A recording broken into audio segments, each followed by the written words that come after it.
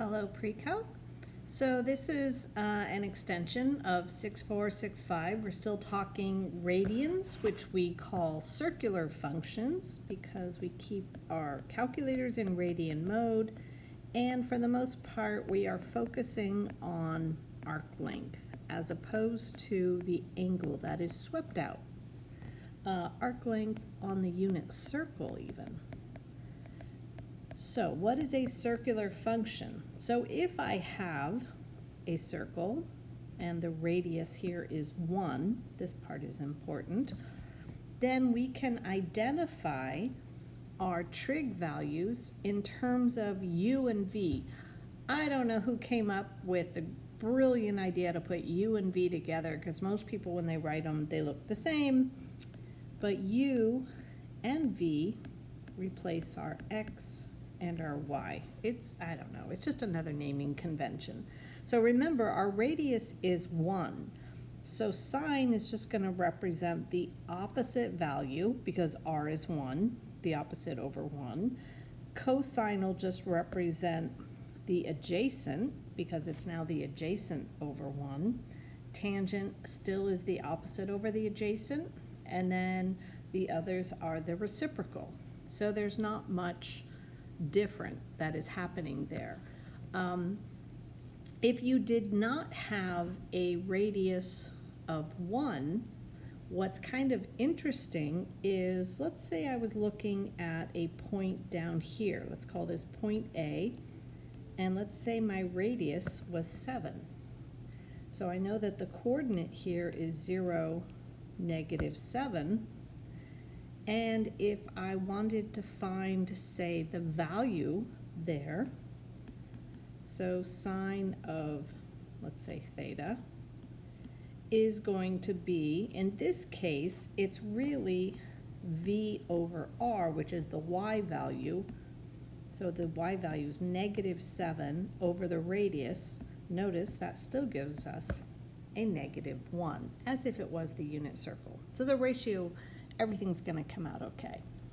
All right, so basically what I'm doing here is giving you an example from each of the types of problems you're going to do in the homework, because they keep asking sort of the same question, but they ask it a little bit differently, just so you have this as a reference. So find the exact arc length of a unit circle subtended by the given angle if it is 30 degrees. In other words, what is 30 degrees in radian mode? Well, that's going to be 180 divided by 6. So pi over 6 radians is really all that's asking. Find the exact degree measure of the angle that subtends the given arc length of a unit circle. So going back, we would have pi over 3, which we know is equivalent to 60 degrees because that's 180 divided by 3. Okay, find the exact arc length, again, arc length of a unit circle subtended by the given angle in radians. So if they gave me pi over 2 radians, then the exact arc length is pi over 2 units. You know what? It just made me realize, yeah, my answer up here probably should have been units and not radians. Sorry about that.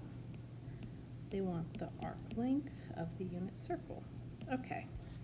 Evaluate the circular function in decimal form. So notice it is a circular function, and also notice they did not give you degrees, so what that means is you want to have your calculator in radian mode.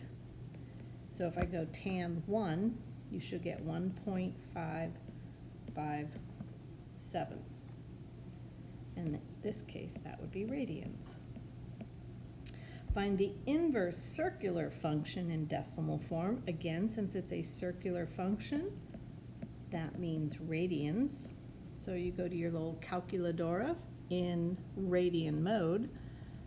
Inverse cosine of 0.3 is going to give me 1.266. So 0.3, remember, is the radians. The 1.266 is kind of like a unit, I guess. Find the exact value of the circular function, sine pi over 3. And it's only circular because we know that that represents 60 degrees, 180 divided by 3. So here's pi over 3. That means this is equivalent to pi over 6. This is your 2. This is your 1. This is your rad 3. So the sine is opposite over hypotenuse. And that would be the exact. You don't want to give the decimal. All right, that's just kind of giving you a little bit of a sample of each of the types of problems. That's it.